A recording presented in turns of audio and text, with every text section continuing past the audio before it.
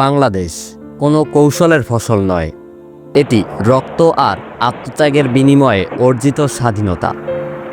এই জাতি জানে অন্যায়ের বিরুদ্ধে দাঁড়াতে হবে। যুদ্ধটা 1971-এ ছিল পশ্চিম পাকিস্তানের শোষণের বিরুদ্ধে, কিন্তু আজ ভারতের আধিপত্যের বিরুদ্ধে এক নতুন প্রজন্ম জেগে উঠেছে। স্বাধীনতার পর থেকে ভারত বাংলাদেশকে কখনো সত্যিকারের বন্ধু ভাবেনি। চুক্তি করে দখল করে নেয় নদীর পানি, সীমান্তে গুলি চালায় আর নিজের সুবিধার জন্য ব্যবহার করে আমাদের ভূখণ্ড।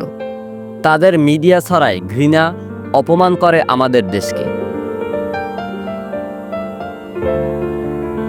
অনেকে ইতিহাস ভুলে গেলেও পাকিস্তান বারবার বাংলাদেশের পাশে থেকেছে।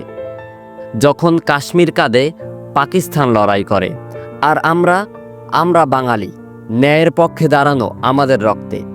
আজ পাকিস্তানের পক্ষে দাঁড়ানো মানে ভারতের অন্যায়ের বিরুদ্ধে একটি নৈতিক অবস্থান নেয়া। কাশ্মীর শুধু পাকিস্তানের ইস্যু নয়, সেখানে যা হচ্ছে, বন্দুকের ছায়ায় জীবন দমনপীড়ন, তা আমাদের পাহাড়, সীমান্ত আর রোহিঙ্গা ক্যাম্পেও হচ্ছে। ভারতের আগ্রাসন শুধু কাশ্মীরে থেমে নেই, বাংলাদেশও আজ সেই চাপে। বাংলাদেশ একদিন ভারতীয় আধিপত্যের বিরুদ্ধে জেগে উঠবে। কাশ্মীরিদের মতো আমরাও অন্যায়ের বিরুদ্ধে কথা বলবো।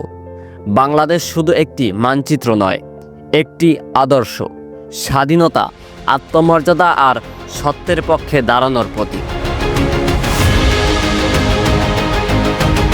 আজ যখন পাকিস্তান কাশ্মীরিদের জন্য দাঁড়ায়, আমরা বাংলাদেশিরাও দেখি সেই সাহস। আমরা চাই বন্ধুত্ব, যেখানে একে অন্যের স্বাধীনতা ও মর্যাদাকে সম্মান করা হয়। আজ পাকিস্তানের পাশে দাঁড়ানো মানে সত্যের পাশে দাঁড়ানো। আর ভারতের আগ্রাসনের বিরুদ্ধে আমরা একসাথে বলি, বাংলা জাগবে, কাশ্মীর জিতবে, সত্য বিজয়ী হবে ইনশাআল্লাহ।